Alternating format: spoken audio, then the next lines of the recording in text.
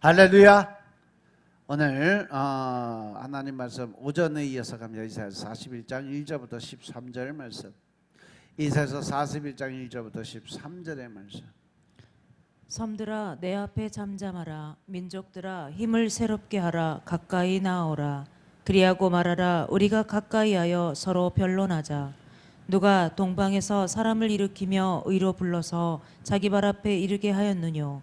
열국으로 그 앞에 굴복해 하며 그로 왕들을 치리하게 하되 그들로 그의 칼에 티끌 같게 그의 활에 불리는 초계 같게 하매 그가 그들을 쫓아서 그 발로 가보지 못한 길을 안전히 지났나니 이 일을 누가 행하였느냐. 누가 이루었느냐. 누가 태초부터 만대를 명정하였느냐. 나 여호와라. 태초에도 나요 나중 있을 자에게도 내가 곧 그니라. 섬들이 보고 두려워하며 땅끝이 무서워 떨며 함께 모여와서 각기 이웃을 도우며 그 형제에게 이르기를 너는 담대하라 하고 목공은 금장색을 장려하며 마치로 고르게 하는 자는 매질꾼을 장려하며 가로되 땜이 잘 된다 하며 못을 단단히 박아 우상으로 흔들리지 않게 하는도다. 그러나 나의 종 너 이스라엘아, 나의 택한 야곱아, 나의 벗 아브라함의 자손아, 내가 땅 끝에서부터 너를 붙들며 땅 모퉁이에서부터 너를 부르고 내게 이르기를 너는 나의 종이라. 내가 너를 택하고 실어버리지 아니하였다 하였노라. 두려워 말라. 내가 너와 함께함이니라. 놀라지 말라. 나는 내 하나님이 됨이니라. 내가 너를 굳세게 하리라. 참으로 너를 도와주리라. 참으로 나의 의로운 오른손으로 너를 붙들리라. 보라, 내게 노하던 자들이 수치와 욕을 당할 것이요 너와 다투는 자들이 아무것도 아닌 것 같이 될 것이며 멸망할 것이라. 내가 찾아도 너와 싸우던 자들을 만나지 못할 것이요 너를 치는 자들은 아무것도 아닌 것 같이 허무한 것 같이 되리니 이는 나 여호와 너의 하나님이 내 오른손을 붙들고 내게 이르기를 두려워 말라. 내가 너를 도우리라 할 것임이니라. 아멘. 할렐루야. 우리 하나님 참 좋으신 하나님이십니다. 이 시간도 하나님의 은혜와 평강이 여러분들과 여러분의 가정과 직장과 사업장 그리고 여러분들 자녀들까지 하나님의 은혜가 흐르고 넘치도록 채워지길 주의 이름으로 축원합니다. 자, 따라합니다. 난 예수님 안에서 모든 사람들을 이해하고 용서하고 사랑하겠습니다. 자, 우리 선포 기도 드립니다. 나사렛 예수로 명하노니 내 안에 가난의 영, 채무의 영은 떠나갈지어다. 내 앞에 하나님의 축복을 가로막는 모든 악한 영들은 속히 떠나갈지어다. 내 죄로 인하여 나를 떠나갔던 모든 영관, 인권, 물권은 속히 회복되어 돌아올지어다. 아멘. 내 안에 가난의 영, 채무의 영들은 다 떠나간 줄로 믿습니다. 내 앞에 하나님의 축복을 가로막는 모든 악한 영들은 다 사라진 줄로 믿습니다. 나를 떠나가던 모든 영권, 인권, 물권의 권세들이 다 회복되어 돌아온 줄로 믿습니다. 이 시간도 하나님께 영광을 드리는 귀한 시간 되시길 주의 이름으로 축원합니다. 오늘은 이사야서 41장 1절부터 3절 말씀 가지고 내가 너와 함께하리라 하는 제목으로 말씀을 나누는데 오전에 이어서 갑니다.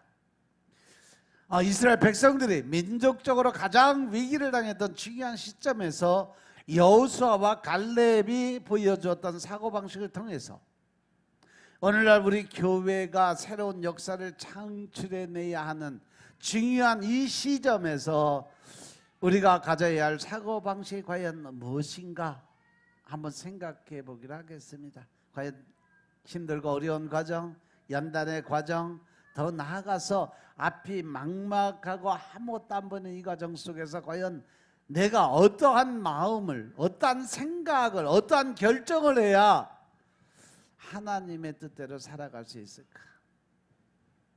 그래서 하나님의 일을, 하나님의 어떠한 큰 일을 하려면 어떠한 생각을 하고 살아야 될까? 제일 먼저 생각이 달라져야 된다는 거죠. 즉 미래지향적인 사고를 갖고 살아야 된다.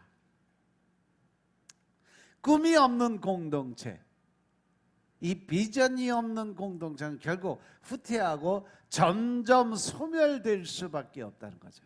과거에 매달리고 과거의 향수심에 사로잡혀 옛날 이야기나 하는 복고의식이 그 공동체를 지배하고 있는 한 그 공동체는 후퇴할 수밖에 없다.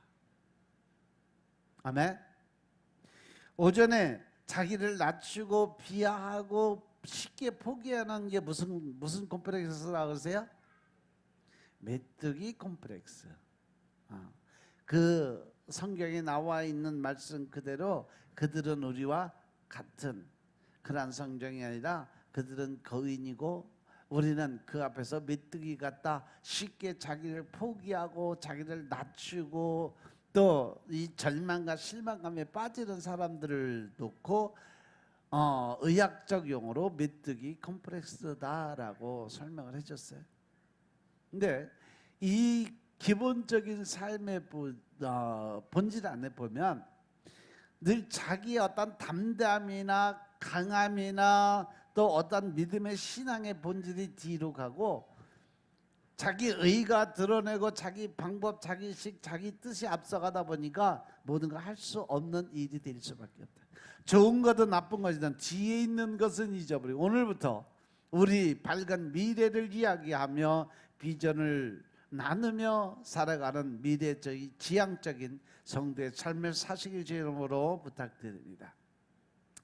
이사야서 44장 18절부터 20절의 말씀을 보면 너희는 이전 일을 기억지 말며 옛적 일을 생각하지도 말아라 라고 말씀하셨어요.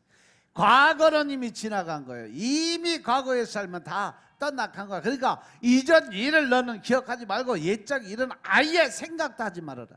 왜? 내가 새 일을 행하더니 이제 나타날 건데 너희가 그것을 알지 못하겠냐? 정녕 내가 광야의 길과 사막 그리고 강을 내리니 장차 들짐승고 실랑도 타조도 나를 정령해서 내가 광야의 물들을 사막의 강들을 내어서 내 백성 나의 택한 자로 마시게 해줄 것이라고 확신 있게 대답하시는 하나님 말씀을 기억하시기 바랍니다. 이 약속의 말씀을 기억하시고 어떠한 일, 어떠한 환경, 어떠한 조건을 가지든지 여러분들 담대한 믿음으로 나아갈 수 있는 삶을 사시길 주님으로 축원합니다. 우리 교회는요 미래가 밝은 교회예요. 우리의 소망이 있고 약속이 있고 우리의 꿈인 젊은이들이 살아 움직이는 교회. 더 나아가서 오직 믿음 안에서 하나님 말씀에 순종하고 복종하는 그러한 삶을 살아가는 교회이기 때문에 그래요. 오늘도 여러분들 우리 경은이 선교사한테 그 선교 예물을 드렸는데 역시 하나님은 짱이다 그랬어 내가. 선교연금 어제 광고하고 오늘 들어왔는데 생각보다 엄청 많이 들어왔어요. 그래서 우리 교회 성도들이 선교에는 진심이구나. 진짜 선교에 진심인 것 같아요. 그러고 나니까 하나님이 얼마나 기뻐하시는지 몰라요. 그래서 우리 교회는 미래가 밝다는 거예요. 우리 교회의 미래 또 여러분들의 미래는 밝은 미래로 바뀌었음을 깨달으시기 바랍니다. 우리의 소망이고 약속이고 우리의 꿈인 젊은이들이 또 여러분들의 온전한 믿음을 가진 여러분들의 삶이 온전한 신앙의 영적 믿음이 끝없는 성장을 이루어가고 있는 교회이기 때문에 그래요. 잘 준비된 젊은 일꾼들이 많다는 것은 온전한 믿음과 신앙을 가진 하나님의 백성들이 많다는 것이 얼마나 감사한지 몰라요. 민수기 14장 말씀을 보시면 이스라엘 백성들이 지배적인 소리가 바로 애굽으로 돌아가자, 과거로 돌아가자 이 말이에요. 민수기 14장 2절부터 4절 말씀은 이스라엘 자손이 다 모세와 아론을 원망하고 온 회중이 그들에게 이야기를 합니다. 우리가 애굽 땅에서 죽었거나 이 광야에서 죽었더라면 좋았을 것을. 어째서 여호와가 우리를 그 땅으로 인도하여 칼에 망하게 하려는 하는 거, 우리 처자가 사로잡히니 애굽으로 돌아가는 것이 낫지 아니하랴. 이에 서로 말하되 우리가 한 장관을 세우고 애굽으로 돌아가자. 사단 마귀들의 속성을 들어보면 늘 미래 앞으로의 생활이나 앞으로의 삶에 대한 근심 걱정이 아니에요. 늘 과거에 부족했던, 내가 과거에 하지 못했던, 과거에 힘들고 어려웠던 옛날로 자꾸 돌아가는 삶을 살게 만드는 것이 사단 마귀가 하는 일이에요. 그래서 제가 늘 여러분들 말씀드려요.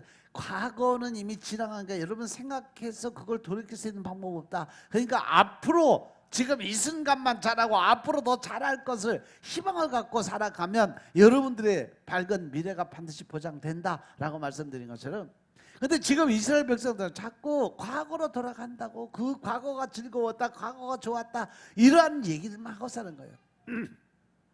하나님의 계획은 우리를 미래를 위한 최선의 계획을 세우고 또 그것을 이루기 위해서 모든 프로그램을 짜놨는데, 사람들은 흔하게 말하기를 과거가 좋다는 거예요. 옛날이 좋다는 거예요. 그래서 이선희가 옛날이요 그리고 그냥 옛날만 찾고 있잖아. 이것은 과거가 좋아서가 아니라 앞으로 닥쳐올 미래의 두려움을 갖고 있기 때문에 그렇다는 거죠. 내가 지나온 시절의 그 과거를 회상하는 것은 앞으로 다가올 미래가 두렵기 때문에 나아갈 수 있는 힘이 없어, 에너지가 없어, 근심 걱정이 되고 두려움이 오니까 가기 싫어. 그러니까 자꾸 옛날을 붙잡고 있는 거야. 변화에 적응하기 위한 희생의 대가를 치르기 싫다는 겁니다.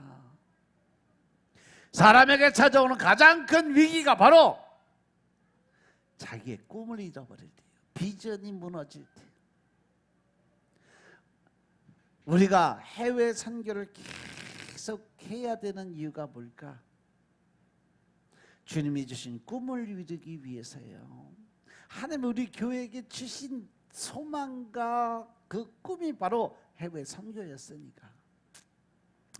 그래서 아무리 힘이 들어도 끝까지 순종하는 이유가 열방을 구원하는 교회로 하나님이 쓰시겠다고 약속하셨으니까.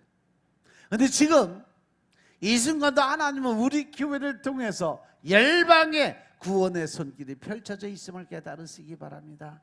이 시간도 열국에서 많은 하나님의 백성들이 복음을 증거하고 이 우상 섬기는 이단들을 다 끌어다 하나님의 백성을 삼고 있음을 믿으시기 바랍니다. 하나님의 뜻이 세상의 모든 민족이 주님의 영광을 볼 때까지 쉬지 않는 하나님의 모습을 나타내 보이는 거예요.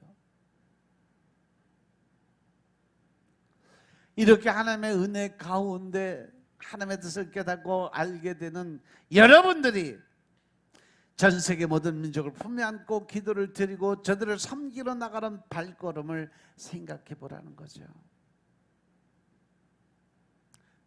오늘도 우리 김혜원 자매가 하나님의 이름을 가지고 이제 필리핀으로 선교를 떠나요.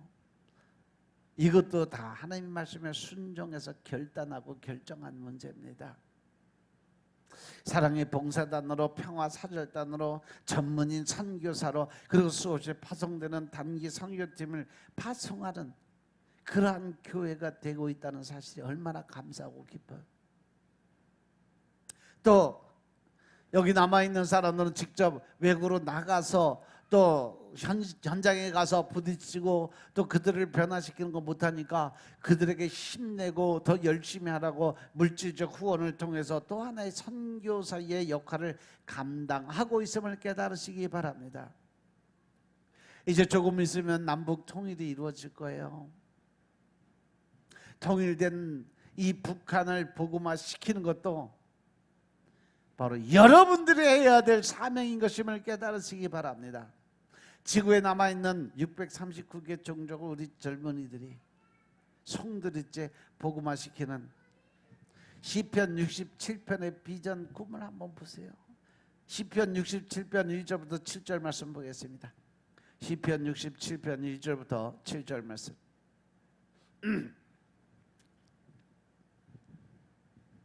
하나님은 우리를 긍휼히 여기사 복을 주시고 그 얼굴빛으로 우리에게 비추사 셀라.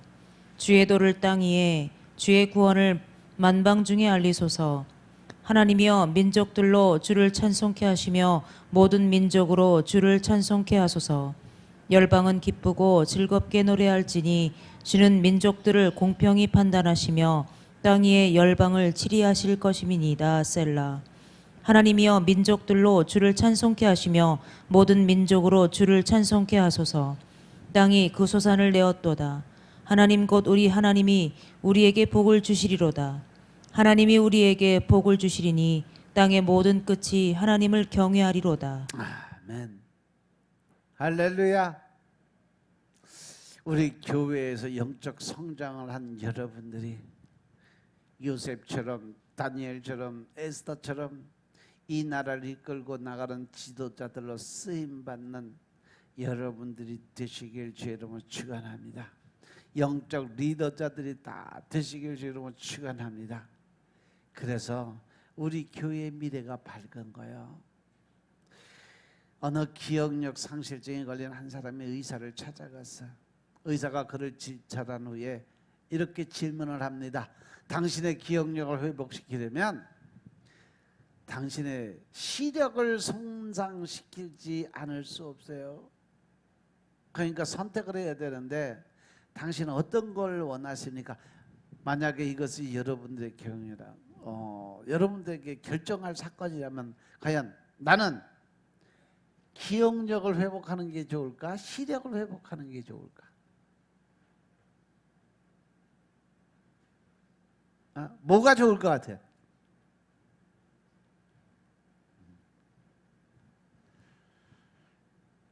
기억력보다는 시력을 원한다라고 환자가 얘기를 해요. 왜냐하면 이 사람이 답이 명답이에요.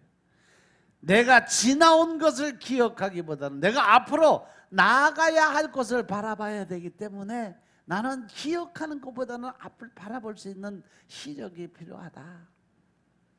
바로 이것이 신앙생활이 아니냐는 거죠.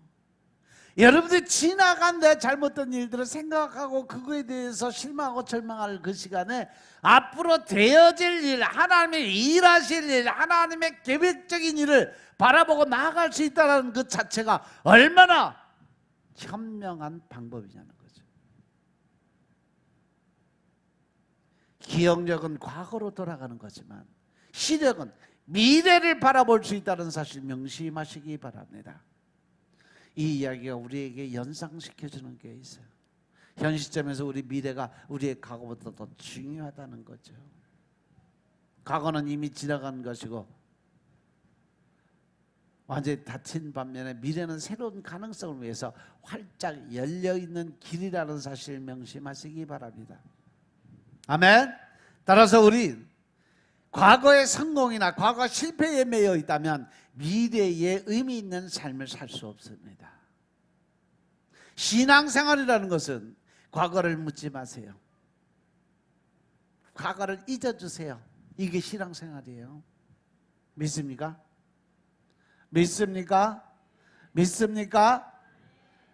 밥 먹고 나니까 지금 정신이 몽롱하니 잠이란 놈이 왔다리 갔다리 눈꺼풀이 천근만근 지금 한 6사람 그러고 있네. 거기 앉아서 안 보일 것 같지 숨어서 껌뻑껌뻑하고 있으면 하나도 모를 것 같으지. 다 보여. 여러분들이 앞에 서봐. 보이나 안 보이나? 더 잘 보여. 이스라엘이 애굽에서 나와서 지금껏 광야 생활한 것은 애굽에서의 생활 때문이에요. 그래서 이 광야 생활에 필요한 것은 애굽에 갔던 그 모든 사고방식을 다 버리는 작업을 해야 돼요. 이 애굽의 과거의 생각에 묶여서 가나안 땅에 들어가니까 메뚜기 콤플렉스가 생긴 거예요.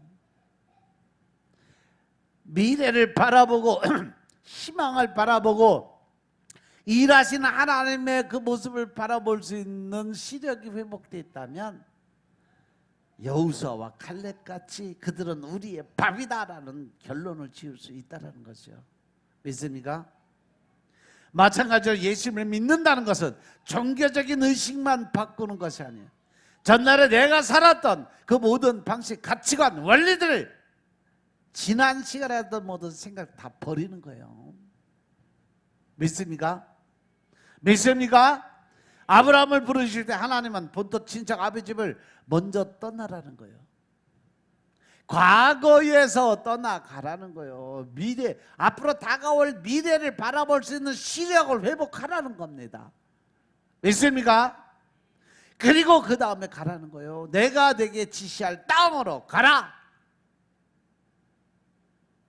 미래를 개척하라는 것이요. 그 미래를 기대하라는 겁니다. 과거의 생각에 묶여서, 과거의 삶에 묶여서 이것도 가져가고 저것도 가져가고, 여러분들 삶 속에서 집안을 가장 깨끗하게 청소하고 가장 깨끗하고 깔끔하게 사는 방법이 뭔지 아세요? 묵은 것들 버리는 거예요. 그거를 못 버려갖고 아주 10년 20년 남의 집 쓰레기까지 치해 갖다 이거 나중에 쓸 데가 있을 것 같다 쌓아놓고 징해. 그런데 그거 결국 쓰냐? 결국은 쓰레기요. 집안에 귀신들만 끌어들이는 거예요. 그거 그냥 한 번 쓴 건요, 다음에 필요할 때 위에서 놔두지 말고 버리고 다음에 쓸 때 새 거 사서 써. 더 좋은 거 나와. 놔두면 요즘에는요 3개월 4개월이면요 아무리 좋은 전자제품도요 구형돼요. 요즘 새로운 게 계속 나와.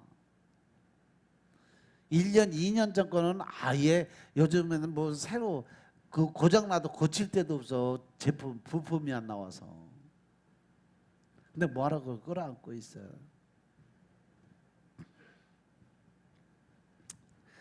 베드로, 요한, 야고보는요 배를 버려두고 부친을 버려두고 그물을 버려두고 주님을 따라갔어요. 과거에서 떠나야 우리가 주님을 만날 수 있다라는 사실이죠. 이러한 결단을 주님이 귀하게 보신 거예요. 그래서 사도들은 그리스도와 함께 죽었다는 표현의 글을 쓰고 있는 겁니다. 그리스도와 함께 죽었다는 것은 과거에 대해서 내가 죽었다는 거예요.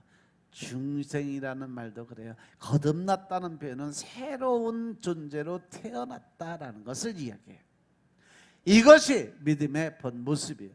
이렇게 보면 신앙생활이라는 것은 바로 과거의 싸움, 추억과의 싸움이라고 해도 과언이 아니다. 신앙생활은 곧 나의 과거와 추억과의 싸움에서 이기는 것이 신앙생활이고 믿음생활이다.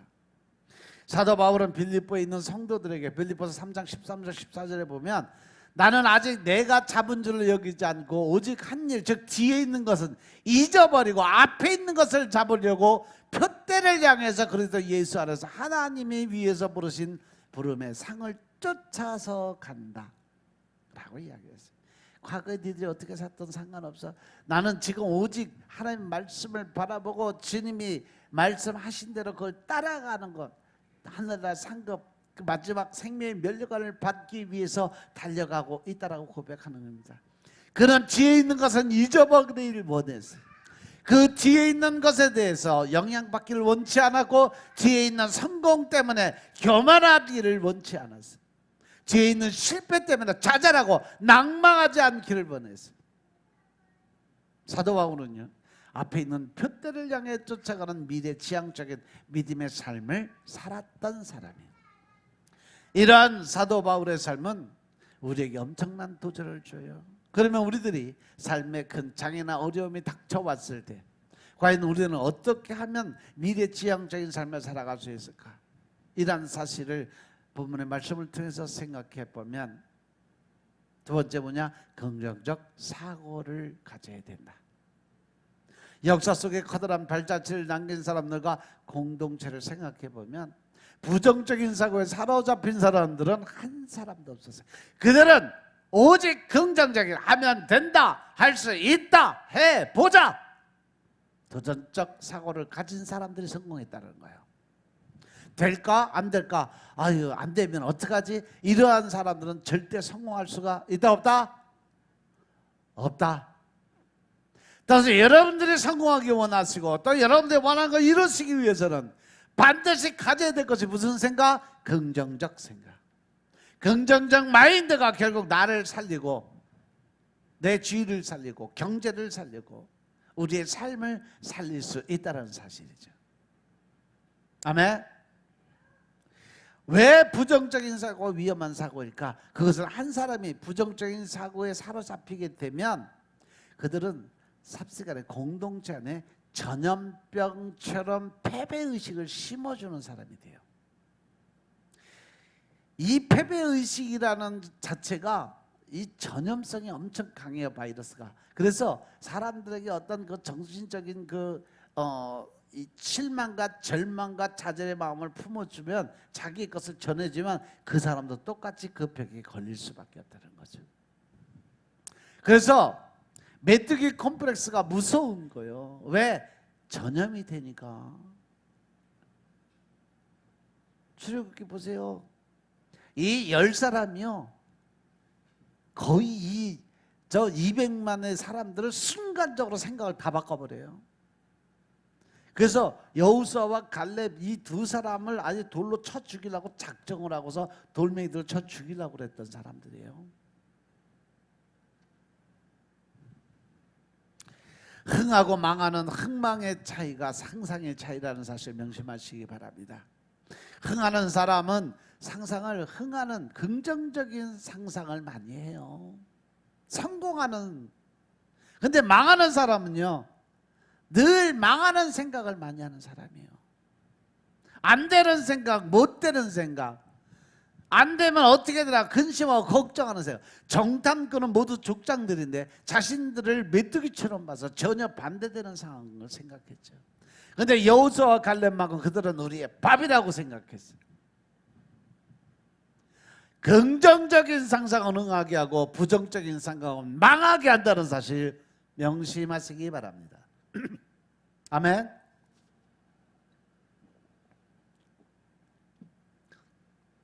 이것이 그들이 가지고 있는 성품의 문제고 영적인 문제예요.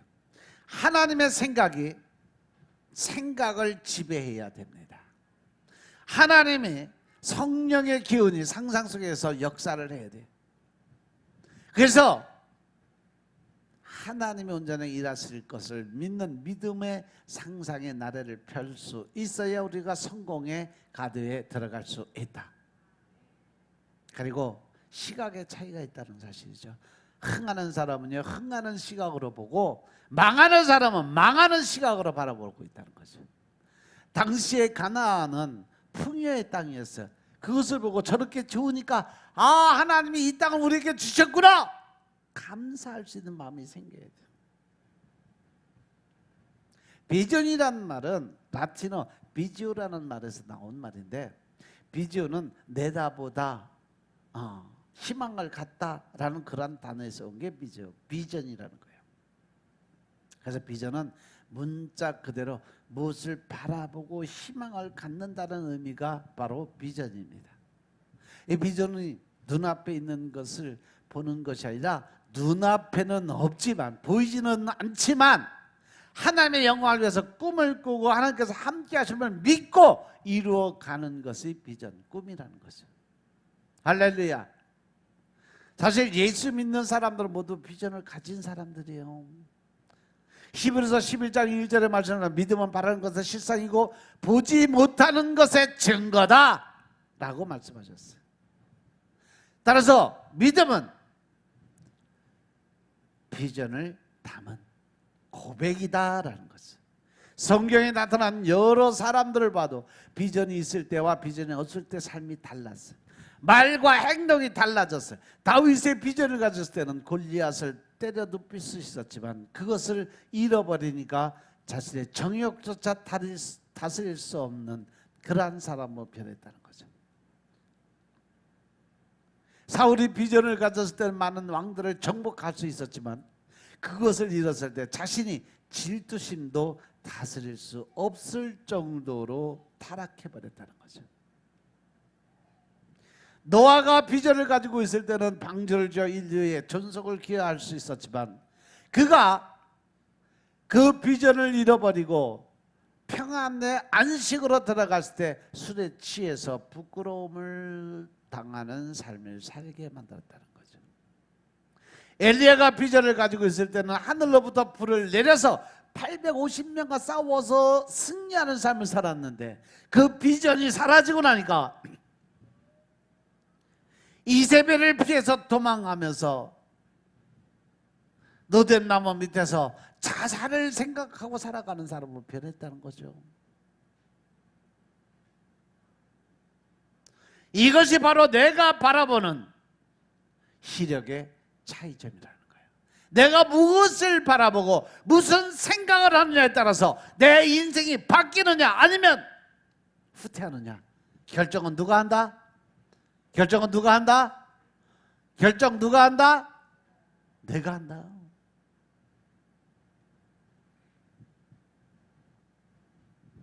그리고 언어의 차이도 있어요. 흥하는 사람은 긍정적인 말들을 주로 하고 망하는 사람은 부정적인 말들을 많이 한다는 거죠. 10명의 정탐꾼이 가나안 땅을 악평을 했어요. 믿음이 없는 눈으로 세상을 바라보면 악평을 할 수밖에 없어. 왜? 안 좋은 것들만 보이니까. 그리고 정탐꾼을 자학하는 말을 많이 했어요. 나 같은 사람이 할 수 있는 것이 뭐가 있다고, 뭐 내 취지에 뭘 한다고, 나는 뭐 해보나 마나 안 될 것 뿐이 아니까 아이씨 그만둬. 이렇게 부정적인 말을 많이 하는 사람이 있어요. 이러한 사람들이 바로 스스로 메뚜기 컴플렉스로 무장한 사람들이에요. 그런데 여러분, 우리 인생이 말대로 되어진다는 사실 아세요? 입술에서 나온 말대로 우리의 삶이 진행된다는 사실을 명심하시기 바랍니다. 자학하는 말은 아예 입 밖에도 내지 마시기 바랍니다. 농담이라도 열등감에 관계되는 말은 꺼내지도 마세요. 세상은 우리가 도저히 가망 없는 존재라는 메뚜기 정신을 끊임없이 주고 있어요. 하나님은 우리가 말한 대로 해주겠다고 약속하셨음을 깨달으시기 바랍니다. 그래서 말이 중요한 거예요. 이삭을 바치러 가는 아브라함은 하나님이 준비해 줄 거다라고 말을 했고 하나님은 그대로 실행을 해서 염소가 재물이 되게 만들어주셨어요. 그죠? 죽고 사는 것이 혀의 권세에 달려난 혀를 쓰기 좋아하는 자는 그 혀에 열매를 맺을 것이다. 그래서 성경에 보면 많은 사람을 살리기도 하고 사람을 죽이기도 했다라고 설명을 해요. 말은 또한 모든 것을 통치하는 권세를 가졌음을 깨달으시기 바랍니다. 민수기 14장 27절부터 30절의 말씀 보면 나를 원망하는 약한 회중을 내가 어느 때까지 참겠느냐, 이스라엘 자손이 나를 향하여 원망하는 바 그 원망하는 말을 내가 들었다라고 하나님 말씀하세요. 그래서 28절 보면 그들에게 이를 여호와의 말씀에 나의 삶을 가르쳐 맹세하노라. 너희 말이 내게 들린 대로 내가 너희에게 행하리니. 할렐루야. 제가 제일 무서워하는 말씀 중에 하나 이 말씀이에요. 또 가장 축복받는 말씀 중에 하나가 이 말씀이에요. 하나님 말씀이 결정한 말씀을 선포하실 때는요 늘 양단면이 있어요. 내가 어떻게 그 말씀을 받아들이느냐에 따라서 이 말씀이 두려움의 존재가 되느냐 아니면 어떻게 받아들이냐에 따라서 이 말씀이 진짜 축복의 말씀으로 변할 수가 있다는 거죠. 그래서 너희 말이 내게 들리느라 내가 너희에게 행하리니 너희 시체가 이 광야에 엎드러질 것이라. 너희 20세 이상으로 길쌈을 받은 자 곧 나를 원망하던 자의 전부가 여분네 아들 갈렙과 눈의 아들 여호수아 외에는 내가 맹세하여 너희로 거하게 하리라. 땅에 결코 들어가지 못하리라. 할렐루야. 이렇게 됐어요 안 됐어요? 말씀하신 대로 그대로 하셨다는 사실이에요. 하나님은 말씀하신 대로 그대로 행하신다는 걸 명심하시기 바랍니다. 여러분들 요즘 이렇게 보면서 하나님 말씀하신 대로 이 됐네 하고 느끼고 깨달은 사람들 꽤 많이 있을 거예요. 어제도 제가 축복 기도를 하면서 어휴 이것도 오늘 하나님 뭐라고 말씀하실까 참 걱정이 많이 했어. 우리 강건사도 그렇고 유전도사도 그렇고 요즘 뺀질거렸거든 계속. 그래서 순간적으로 테러 당했잖아.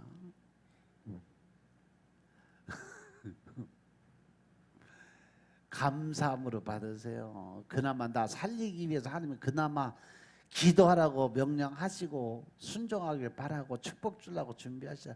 나는 다 준비돼서 근데 니들 왜 그릇을 준비 안 해? 그러니까 기도하면서 준비해 줄게 라고 말씀하시잖아. 얼마나 감사해요. 그걸 아이씨 맨날 2시간씩 하루에 4시간씩 어떻게 기도해. 말씀 어떻게 이제 궁시렁 그러면 결국 어떻게 돼? 네 맘대로 해. 기다릴게. 내버려두지. 그러면 사업장이 또 내 삶이 인생이 활짝 필까? 아니요. 순종할 때까지 하나님이 그냥 묶어둬요. 꼼짝 못해요. 명심하시기 바랍니다. 명심하시기 바랍니다. 너희 말이 내 귀에 들린 대로 내가 행하리니. 우리는 말 한마디 한마디가 이렇게 중요한 입술의 권세를 가지고 살아가는 사람을 명심하시기 바랍니다. 우리가 말한 대로 된다는 말과도 같아요. 그러므로 함부로 말하지 마세요.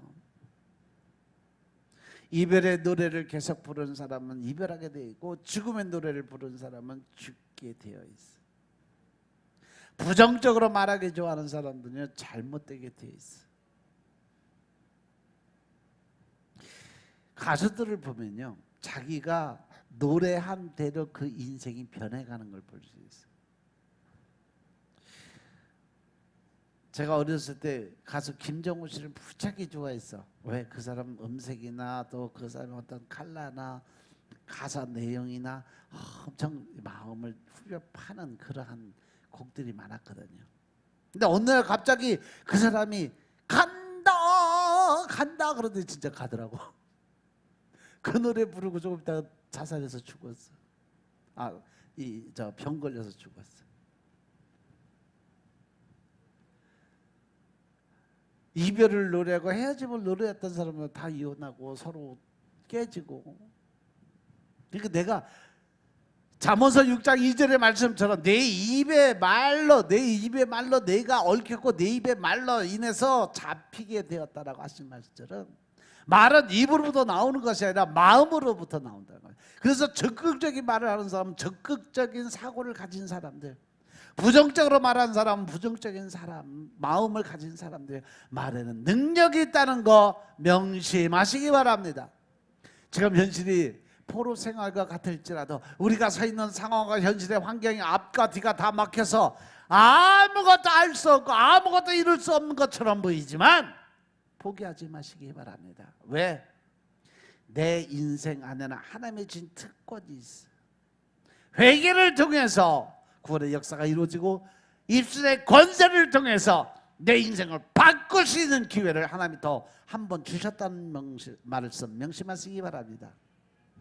따라서 이제부터 내 인생은 새로워질 거야. 지금은 막힌 것처럼 보일지라도 나는 축복의 도구가 되어질 거야 라고 선포를 하고 늘 그 긍정적인 생각을 가지고 세상을 살아가면 하나님이 그렇게 만들어 가신다는 거죠.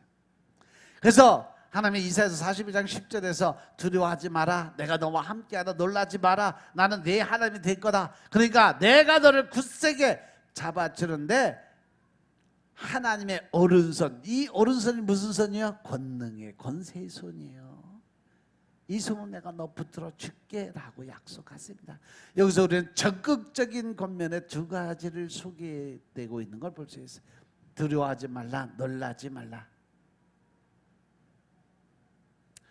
여러분들 안에 마음에 근심 걱정이 오고 두려움이 있다면 근심 걱정 버리시고 두려워하지 마시기 바랍니다. 놀라지 마세요. 지금 여러분들에게 돈이 없고 건강이 없을지라도 이 모든 걸 다 잃어버렸다 할지라도 두려워하지 말고 근심 걱정하지 말라고 하십니다. 여러분들이 말하는 대로 하나님이 그대로 이루어 줄 거다라고 약속하셨어요. 왜? 하나님이 너와 함께 할 거다 약속하셨으니까. 할렐루야. 놀라지 말라. 나는 네 하나님이다. 그리고 이렇게 말씀하신 건 내가 너를 굳세게 하리라. 할렐루야. 그러게 하나님은요, 참으로 내가 너를 도와주고 참으로 나의 의로운 오른손을 너를 붙들어 줄 거야. 그러니까 너는 걱정하지 마, 근심하지 마. 여러분들 이사야서 41장 10절 말씀 이거 꼭 달달달 외우세요. 힘들고 어려울 때마다 묵상하세요. 하나님이 그렇게 왜 나만 겪는 고난이냐고 이 찬양이 여기서 나온 거예요. 나만 겪는 고난이 아니요. 모든 사람들이 똑같이 겪는데 다만 나만 내 생각대로 그냥 나만 겪는 것처럼 느끼는 거예요.